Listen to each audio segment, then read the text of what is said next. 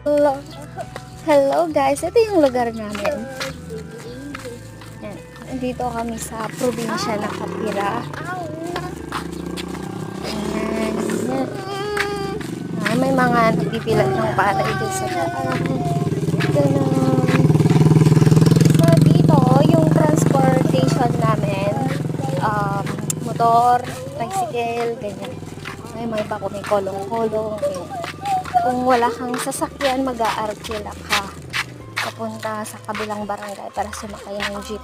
Pero kapag gabi, mahirap sumakay. Kailangan mo mag-arkila, pero mahal yung pamasahe. Ito yung mga yan. Ganun.